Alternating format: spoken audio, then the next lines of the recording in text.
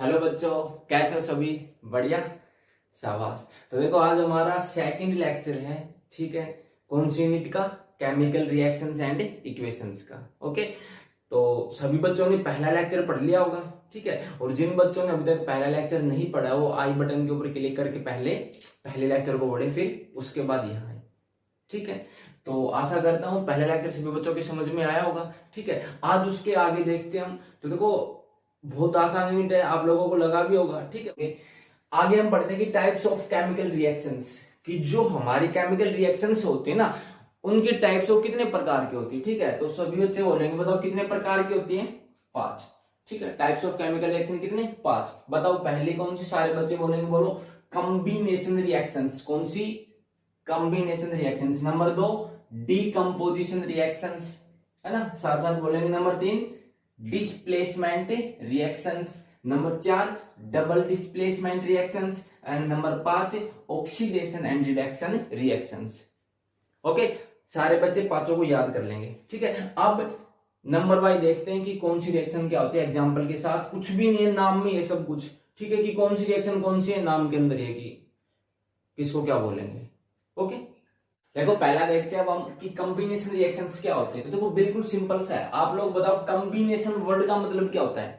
Combination word का मतलब क्या होता है? कंबाइन, कंबाइन करना, मीन्स किसी चीज को कंबाइन करना। अब आप लोग एक बात बताओ, जब हम कंबाइन करेंगे तो कंबाइन करने के लिए कम से कम 2 चीजें तो चाहिए ना भाई। अकेली चीज को तो क्या कंबाइन करेंगे, समझ रहे ना। तो कॉम्बिनेशन मतलब कि इन चीजों को कंबाइन करेंगे। कंबाइन किसको करेंगे? 2 तो होने चाहिए कम से कम, ठीक है। तो जब हम 2 या 2 से अधिक एलिमेंट्स को, ठीक है, या कंपाउंड्स को जब आपस में मिक्स करवाते हैं, उनको जोड़ते हैं, तो वो कौन सी रिएक्शंस होते हैं? Combination reactions.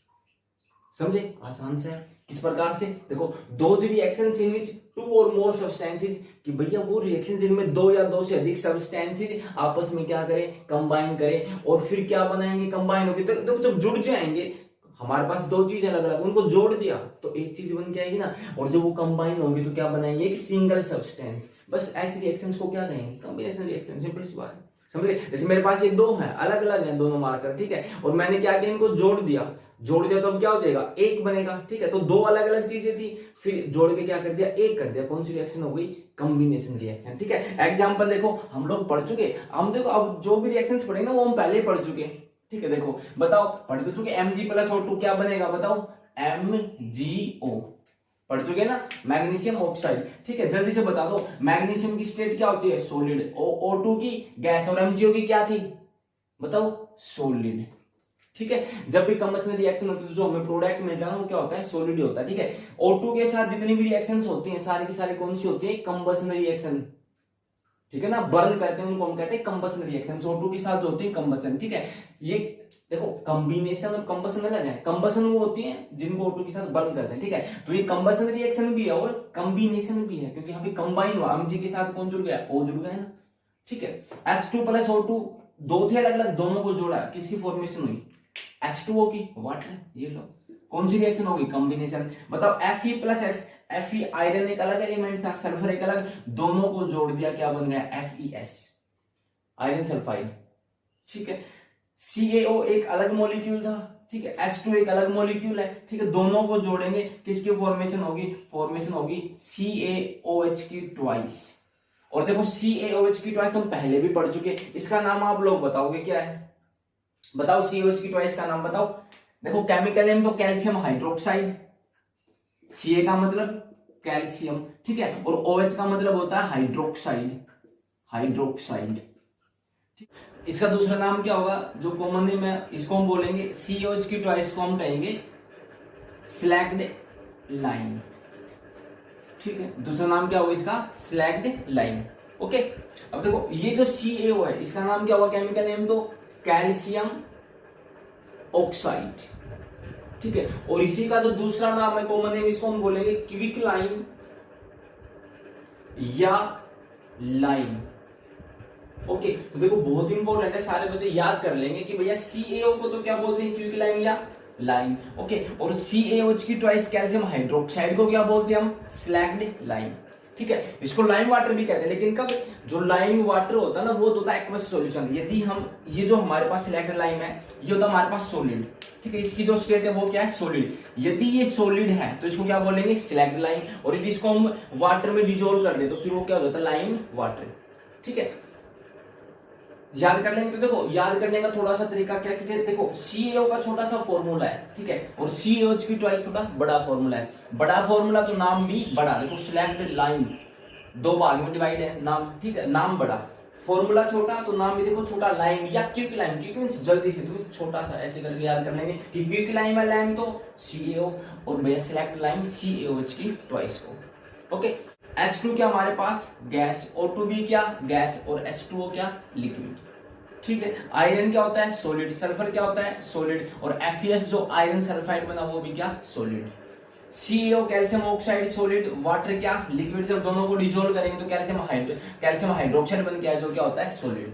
ठीक है, जल्दी से बैलेंस हो करो। Mg देखो 1, Mg 1, O 2, लेकिन O 1 क्या कर दो आगे 2 लगा दो। अब क्या बैलेंस हो गई नहीं, वापिस से चेक करो। Mg देखो 2 हो गई ना, तो Mg कितने करो 2। ठीक है, जिन बच्चों को केमिकल ये रिएक्शन अभी तक बैलेंस नहीं करनी है वो वापिस से पहले लेक्चर को देखें, ठीक है, और फिर से सीखे।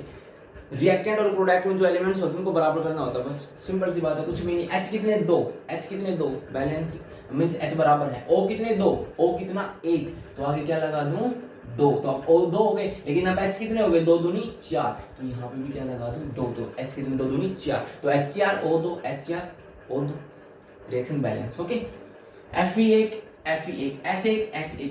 अब नीचे वाली देखो क्या बैलेंस है, सारे बच्चे देखेंगे जल्दी से। कैल्शियम 1 कैल्शियम 1, O1 और 1 2, O2 देखो OH की ट्वाइस है मींस मल्टीप्लाई में O कितने 2, H कितने 2 H2 H कितने 2, रिएक्शन क्या है बैलेंस है। ओके, समझ कितना। देखो आगे देखते हैं हम, पीछे हमने क्या रिएक्शन पढ़ी थी अभी कि जो हमारे पास कैल्शियम ऑक्साइड होता है उसकी रिएक्शन करवाते हैं किसके साथ वाटर के साथ, किसकी फॉर्मेशन होगी कैल्शियम हाइड्रोक्साइड की, ठीक है, जो कि क्या होता है सॉलिड।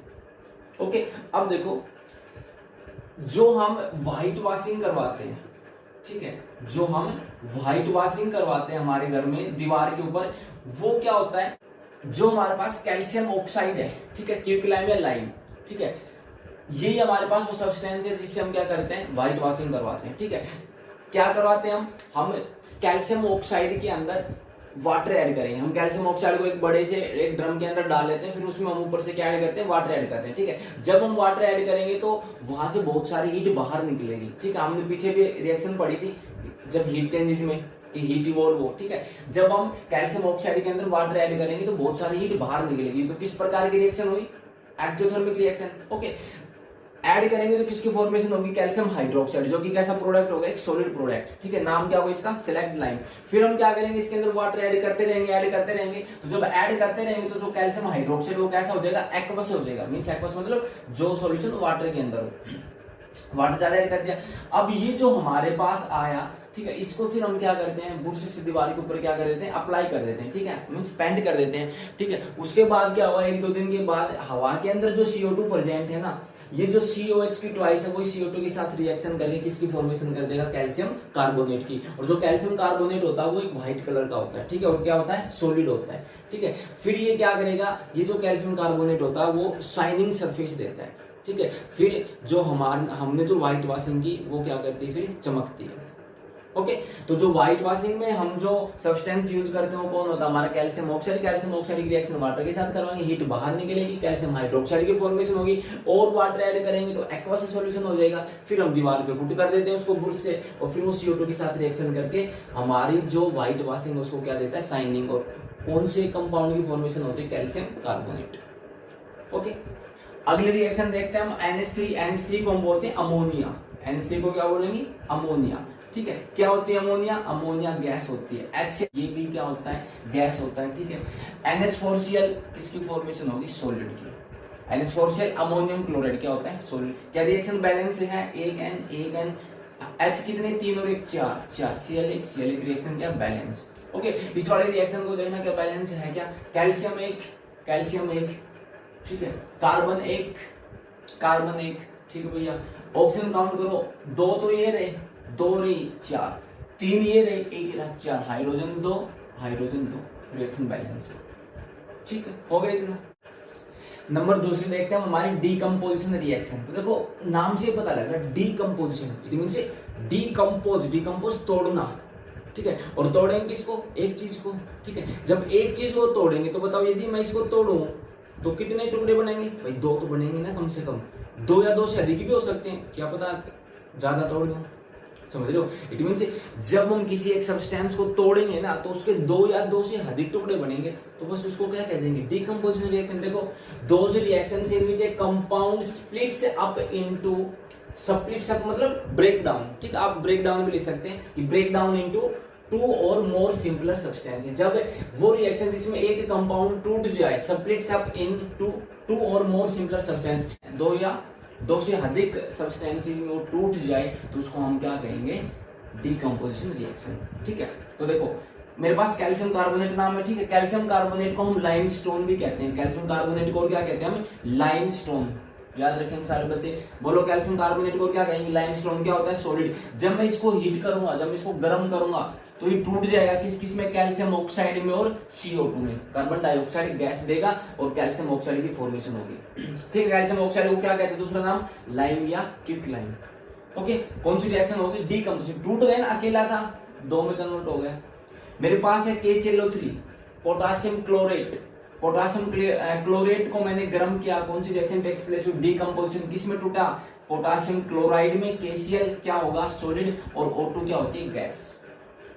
ठीक है, इसी प्रकार से मेरे पास फेरस सल्फेट है, FeSO4। ठीक है, क्या होता है? सॉलिड होता है। कलर कैसा होगा इसका? Green colour. जब मैं इसको हीट करूंगा तो ये टूटेगा। किसमें टूटेगा? Fe2O3। Fe2O3 बताओ क्या नाम था? पिछले लेक्चर में पढ़ा ना, फेरिक ऑक्साइड। क्या बोलेंगे? Ferric oxide. और FeSO4 को क्या बोलेंगे? फेरस। और SO4 के लिए सल्फेट। फेरस सल्फेट क्यों बोला? फेरस जब आयरन की वैलेंसी 2 होती है तो क्या बोलते हैं? फेरस। और जब आयरन की वैलेंसी 3 होती है तो क्या बोलते हैं? फेरिक। यहाँ पे आयरन की वैलेंसी 3 है तो इसको फेरिक बोला, यहाँ पे आयरन की वैलेंसी 2 इसलिए क्या बोला? फेरस। ठीक है, 2 क्यों है? क्योंकि जो SO4 होता है ना उसमें -2 चार्ज होता है, तो यदि एक SO4 पे -2 तो Fe पे कितना होगा? +2, तभी तो न्यूट्रल होगी, इसलिए इसको क्या बोला? Ferrous. Ferrous sulphate colour green. Heat करेंगे क्या मिलेगा? Fe2O3 ferric oxide. जो फेरिक ऑक्साइड होता है उसका कलर होता है ब्राउन कलर। कैसा होता है? Brown colour. और क्या मिलेगा? SO2 प्लस में SO3 दोनों क्या होती है? गैस। सल्फर डाइऑक्साइड और सल्फर ट्राइऑक्साइड, 3 है तो 3 ऑक्सीजन ट्राइऑक्साइड। ओके, तो इसका जो ग्रीन कलर हो किस में कलर होता है? ब्राउन कलर में। तो देखो प्रॉपर्टी है ना, कलर भी चेंज हो गया। ठीक है, और टूटा तो किस प्रकार की? डीकम्पोजिट। तो फिर आप लोग एक बात बताओ, कॉम्बिनेशन का उल्टा नहीं हो रहा है यहाँ पे? भैया कॉम्बिनेशन में तो 2 चीजें जुड़ के एक चीज बनाती थी, और यहाँ पे एक चीज टूट के 2 चीजें बना रही। समझ रहे हो? इट मींस जो डीकम्पोजिशन रिएक्शंस होती है ना, वो कॉम्बिनेशन रिएक्शंस का क्या होती है? रिवर्स होती है, अपोजिट होती है। ठीक है, decomposition reactions are the reverse of combination reactions. ठीक है, एक बात और याद रखेंगे, जो रिएक्शंस हम हीट दे के करवा रहे हैं, ठीक है, हीट दे के जिन चीजों को हम तोड़ रहे हैं उन रिएक्शंस को हम कहते हैं thermal decomposition reactions. Thermal decomposition reaction. ठीक है, थर्म मींस होता है हीट। ठीक है, जो रिएक्शन हीट के द्वारा हम करवा रहे हैं, ठीक है, हीट से हम तोड़ रहे हैं, तो हम क्या करेंगे? Thermal decomposition. Those reactions which are carried by the heat they are called thermal decomposition. Okay, आगे देखते हैं हम कि जो डीकम्पोजिशन रिएक्शन है ना, हम उनको इलेक्ट्रिसिटी से भी कंपाउंड्स को तोड़ सकते हैं। ठीक है, पिछले एग्जांपल बड़े थे वहां पे हमने हीट दी। ठीक है, हीट दे के कंपाउंड्स को तोड़ा। यहाँ पे हम इलेक्ट्रिसिटी दे के तोड़ेंगे। ठीक है, जो वाटर होता है, ठीक है, यदि वाटर को हम इलेक्ट्रिसिटी देंगे, ठीक है, जहां पे हम इलेक्ट्रिसिटी देते हैं हम उन प्रोसेस को इलेक्ट्रोलाइसिस प्रोसेस कहते हैं। ठीक है, इलेक्ट्रोलाइसिस प्रोसेस वो इलेक्ट्रोलाइटिक सेल में करवाई जाती है। तो वाटर को जब हम इलेक्ट्रिसिटी देंगे, ठीक है, तो क्या होगा? वाटर टूटेगा किसमें? H2 में और O2 में। तो देखो इन्हीं से तो मिलके बना था।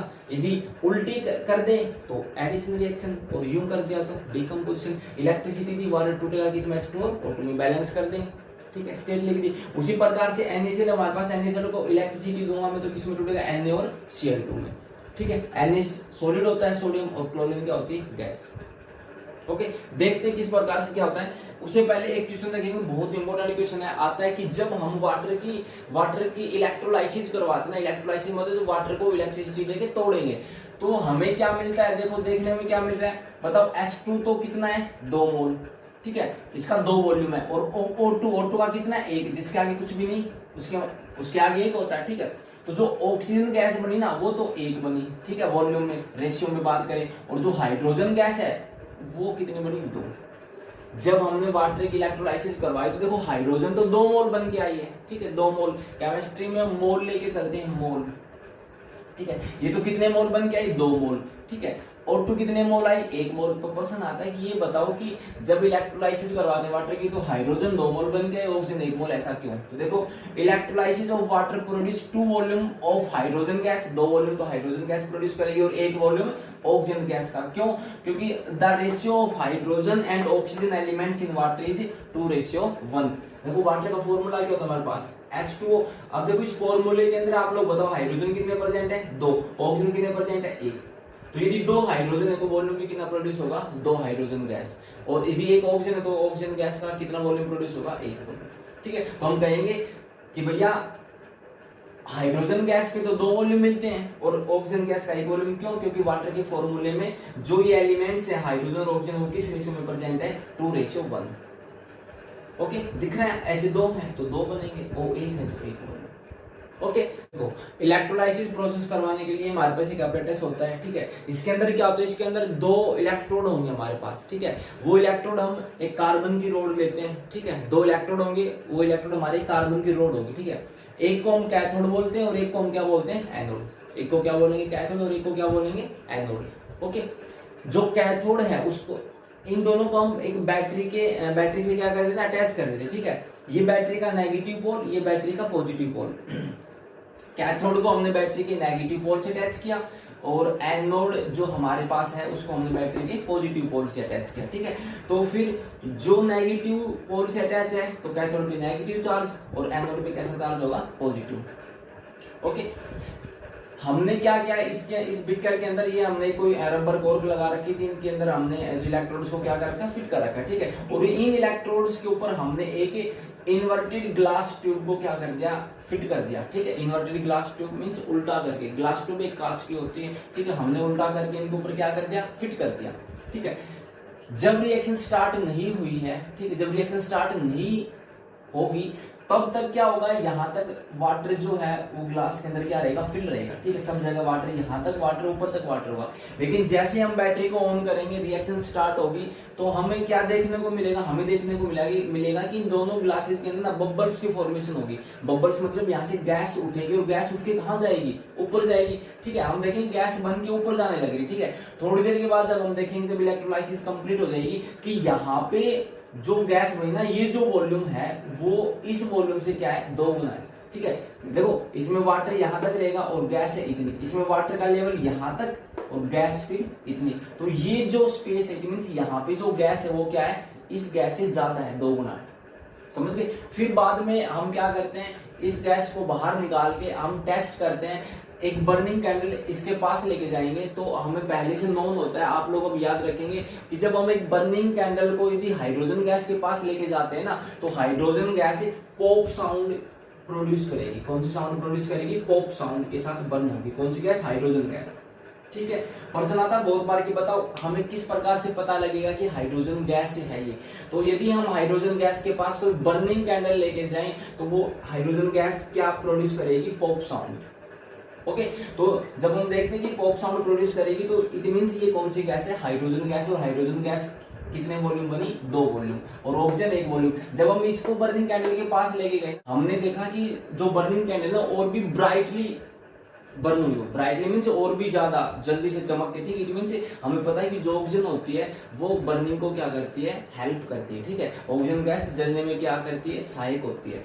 ठीक है, तो फिर हमें पता लगा कि ये जो 2 वॉल्यूम गैस के बने वो हाइड्रोजन और 1 वॉल्यूम किसका है? O2 का। ओके, ये हमारी इलेक्ट्रोलाइसिस ऑफ वाटर। आगे देखते हैं हम जो हमारी डीकम्पोजिशन रिएक्शन है वो, कि देखो हम लाइट की प्रेजेंस में भी करवा सकते हैं डीकम्पोजिशन। ठीक है, मेरे पास सिल्वर क्लोराइड है। ठीक है, AgCl सिल्वर क्लोराइड। ठीक है, मेरे पास एक बर्तन में मैंने सिल्वर क्लोराइड को रखा बाहर। ठीक है, व्हाइट कलर का होता है। कैसा होता है सिल्वर क्लोराइड? व्हाइट कलर का। ठीक है, ऊपर कौन है? सूरज। सूरज से क्या आएगी, लाइट आएगी, ठीक है। मैं इसको बाहर रख दूंगा, फिर जब मैं कुछ देर के बाद देखूंगा तो मुझे ना यहाँ पे, मैंने जब स्टार्टिंग में सिल्वर क्लोराइड, तो इसका कलर कैसा था, व्हाइट था। जब मैं थोड़ी देर के बाद देखूंगा ना तो इसका कलर मुझे कैसा मिलेगा, ग्रेस व्हाइट मिलेगा। किस प्रकार का, ग्रेस व्हाइट। क्यों, क्योंकि यहाँ पे डीकम्पोजिशन रिएक्शन टेक्स प्लेस होगी। जो AgCl था ना वो टूट जाएगा, किसमें, Ag और Cl2 में। और Cl2 क्या है, गैस, गैस उड़ जाएगी, रह कौन जाएगा, सिल्वर, सिल्वर। ओके, तो AgCl यदि लाइट के प्रेजेंस में रखेंगे तो Ag और Cl2 में टूट जाएगा। Cl2 का कलर कैसा होता है, येलोइश ग्रीन, ठीक है। सेम इसी प्रकार से AgBr लाइट के प्रेजेंस में टूटेगा, सिल्वर और ब्रोमीन, ब्रोमीन का कलर कैसा होता है, रेड ब्राउन, ठीक है। जो हमारे पास सिल्वर ब्रोमाइड की जो ये रिएक्शन होती है, सिल्वर ब्रोमाइड का कलर है पेल येलो, ठीक है। बैलेंस कर देंगे, बैलेंस कर रखें, ठीक है। और जो पीछे जो रिएक्शन हमने बैलेंस नहीं की उनको बैलेंस कर लेंगे आप लोग, ठीक है। ये जो रिएक्शन होती है ये यूज होती है, यूज भी इन ब्लैक एंड व्हाइट फोटोग्राफी, ठीक है। ये जो हमारे पास सिल्वर ब्रोमाइड की लाइट की प्रेजेंस में डीकम्पोजिशन रिएक्शन होती है, कहाँ यूज होती है, हमारी ब्लैक एंड व्हाइट फोटोग्राफी, ठीक है। तो देखो पर्सन आता बहुत बार आया हुआ है कि जो डीकम्पोजिशन रिएक्शंस होती है हम उनको कितने प्रकार से करवा सकते हैं, एग्जांपल के साथ बताइए। तो भैया 3 प्रकार से करवा सकते हैं। हम उनको हीट करवा के तोड़ सकते हैं, ठीक है, हीट करके तोड़ सकते हैं। दूसरा इलेक्ट्रिसिटी देके तोड़ सकते हैं, और तीसरा लाइट देके भी तोड़ सकते हैं। ओके, आगे देखेंगे हम। तीसरा हमारे पास डिस्प्लेसमेंट रिएक्शंस। तो देखो डिस्प्लेसमेंट रिएक्शंस क्या होते हैं, बिल्कुल आसान सा है, जो वर्ड दिया उसी से समझेंगे, ठीक है। तो देखो डिस्प्लेस मतलब कि डिस्प्लेस करना, ठीक है। डिस्प्लेस मतलब कि उसकी प्लेस से उसको डिस करना है, मीन्स उसको हटा देना, ठीक है। मीन्स कोई, जैसे तुम 2 बच्चे बैठे एक बेंच के ऊपर स्कूल में, ठीक है। अब क्या हुआ, एक बच्चा आया और उसने क्या किया, तुम्हारे में से एक को उठा के और खुद बैठ गया, तो वो क्या हो गया, डिस्प्लेस हो गया, ठीक है। तो देखो those reactions in which one element takes the place of another element in a compound is called displacement reaction। कि कोई हमारे पास कंपाउंड है, कंपाउंड मतलब जब 2 या 2 से अधिक एलिमेंट जुड़ जाते हैं तो कंपाउंड, तो एक कंपाउंड है। अब कोई एक एलिमेंट आए, ठीक है, एलिमेंट हमें पता ही है, ठीक है। अब कोई एलिमेंट है, वो एलिमेंट क्या, उस कंपाउंड में से एक एलिमेंट को हटा दे और खुद वहां पे जाके लग जाए, तो वो कौन सी रिएक्शन, डिस्प्लेसमेंट रिएक्शन। बिल्कुल आसान से देखो, मेरे पास कॉपर सल्फेट है, ठीक है, CuSO4 copper sulphate. Copper sulphate एक कंपाउंड है हमारे पास। कैसा कलर होता है इसका, ब्लू कलर होता है, ठीक है। कैसा कलर होता है, ब्लू कलर का सॉल्यूशन होता है हमारे पास, एक्वस सॉल्यूशन है, इसलिए एक्वस, ठीक है, पानी के अंदर।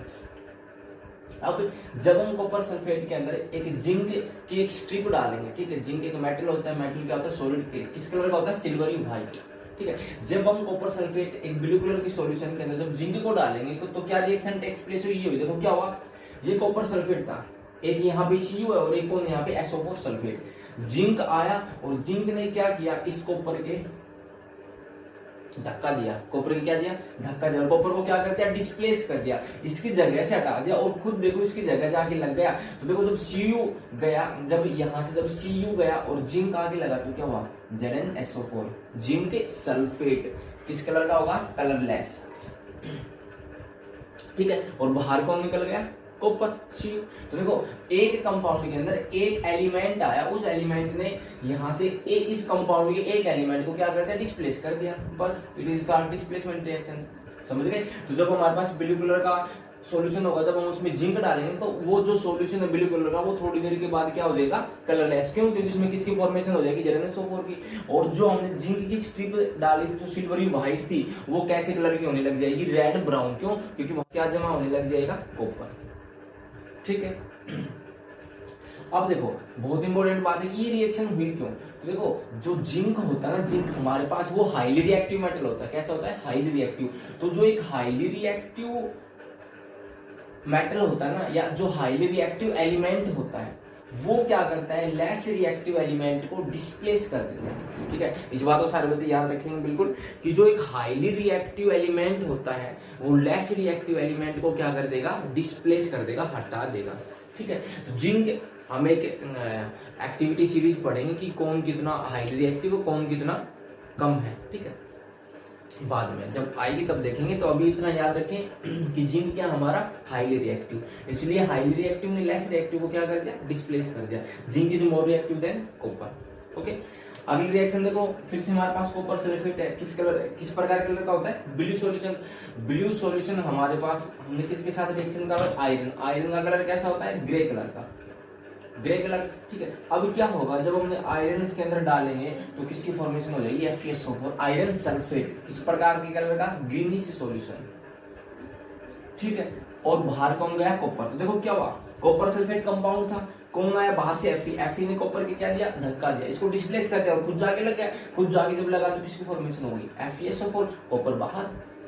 ओके, पहले सॉल्यूशन ब्लू कलर का होगा, यदि आयरन डाल देंगे तो सॉल्यूशन किस प्रकार हो जाएगा, ग्रीनिश कलर का, ठीक है। कौन सी रिएक्शन, डिस्प्लेसमेंट रिएक्शन। अगली AgNO3 silver nitrate. Silver nitrate में यदि हम कॉपर डालेंगे, सिल्वर नाइट्रेट होता है कलरलेस। जब कॉपर डालेंगे, कॉपर का कलर रेड ब्राउन, ठीक है। तो किसकी फॉर्मेशन हो जाएगी, कॉपर नाइट्रेट की, CuNO3 की twice, copper nitrate, blue solution, ठीक है। और बाहर कौन निकल जाएगा, Ag का कलर ग्रेइश व्हाइट। AgNO3 था, कॉपर आया, कॉपर ज्यादा रिएक्टिव होता है किससे, सिल्वर से, इसलिए कॉपर आएगा, सिल्वर को क्या किया, डिस्प्लेस किया और खुद जाके लग गया किसके साथ, NO3 के साथ, ठीक है। रिएक्शन को बैलेंस करो, क्या बैलेंस है रिएक्शन, Ag1 NO3 1, NO3 की ट्वाइस है, तो आगे क्या लगा दो, 2। अब Ag2 हो गए, तो Ag के आगे भी क्या लगा दो, 2। अब देखो अब सारे बराबर, Cu1 NO3 की कितने, 2, NO3 कितने, 2, Ag2 ओके। AgNO3 सॉल्यूशन है तो स्टेट क्या होगी, एक्वस। कॉपर क्या होता है, सॉलिड। ये भी क्या है, सॉल्यूशन है तो क्या होगा, एक्वस। सिल्वर क्या होता है, सॉलिड। ओके, कर लेंगे इतना, ठीक है। तो एक रिएक्शन और देखेंगे आप लोग, कौन सी, फेरिक ऑक्साइड की रिएक्शन करवाएं किसके साथ, एल्यूमिनियम के साथ। फेरिक ऑक्साइड Fe2O3, याद आया, Fe2O3 फेरिक ऑक्साइड। यहाँ पे वैलेंसी कितनी है, Fe की 3, ठीक है। Fe2O3 फेरिक ऑक्साइड की एल्यूमिनियम के साथ रिएक्शन करवाऊं तो कौन सी रिएक्शन टेक प्लेस होगी, डिस्प्लेस। यहाँ पे ये एक एलिमेंट है वो आयरन लेस रिएक्टिव, उसको क्या कर देगा, डिस्प्लेस। किस प्रकार से, इसकी फॉर्मेशन होगी Al2O3, एल्यूमिनियम ऑक्साइड, ठीक है। ये फेरिक ऑक्साइड, ये एल्यूमिनियम ऑक्साइड, और बाहर कौन गया, Fe आयरन। और यहाँ पे जो आयरन हमें मिलेगा ना, वो हमें मोल्टन स्टेट में मिलेगा। किस स्टेट में मिलेगा, मोल्टन। मोल्टन मतलब पिघला हुआ, मीन्स लिक्विड स्टेट, ओके। क्योंकि जब ये रिएक्शन टेक्स प्लेस होती है, जब हम फेरिक ऑक्साइड के एल्यूमिनियम के साथ रिएक्शन करते हैं, तो यहाँ पे बहुत ज्यादा हीट बाहर निकलती है, और इतनी ज्यादा हीट बाहर निकलती है कि जो हमें आयरन मिल जाए ना, वो आयरन क्या होता है, पिघल जाता है, ठीक है। तो स्टेट कैसे होगी, मोल्टन स्टेट। और ये जो हमारे पास एल्यूमिनियम ऑक्साइड, ये क्या होगा, सॉलिड। Fe2O3 भी क्या होता है, सॉलिड। एल्यूमिनियम भी क्या होता है, सॉलिड, ठीक है। कर लेंगे इतना। तो इस क्लास में आज हम इतना ही पढ़ेंगे। तो आप लोगों ने सबसे पहले कौन सी रिएक्शन पढ़ी, कॉम्बिनेशन रिएक्शन। कॉम्बिनेशन रिएक्शन क्या होते हैं, जब दो चीज आपस में जुड़ जाएं। उसके बाद डीकम्पोजिशन, डीकम्पोजिशन उसका उल्टा, कि जब एक चीज टूट जाए। और अब हमने कौन सी पढ़ी, डिस्प्लेसमेंट रिएक्शन, ठीक है। अच्छा फिर ये बताओ, डाइजेशन ऑफ फूड किस प्रकार की रिएक्शन है, digestion of food. Digestion of food किस प्रकार की रिएक्शन है, बताओ, कॉम्बिनेशन, डीकम्पोजिशन या डिस्प्लेसमेंट। तो डाइजेशन ऑफ फूड किस प्रकार की, देखो जो हम खाना खाते हैं उसमें क्या होता है, स्टार्च होता है। जो स्टार्च होता है वो अंदर जाके टूटता है, ठीक है। तो जब स्टार्च अंदर जाके टूटेगा, ठीक है, जिससे कि वो ग्लूकोज प्रोड्यूस करता है, एनर्जी प्रोड्यूस करता है, ठीक है। तो उससे क्या होता है, जो रिएक्शन हुई डाइजेशन की, वो ब्रेकडाउन से हुई है, ठीक है। चीज उसके अंदर टूटी है, तो डाइजेशन ऑफ फूड किस प्रकार की रिएक्शन है, डीकम्पोजिशन रिएक्शन, ओके। तो आज हम इतना ही पढ़ेंगे, ठीक है। सारे बच्चे पढ़ लेंगे, ठीक है। Okay, bye, take care.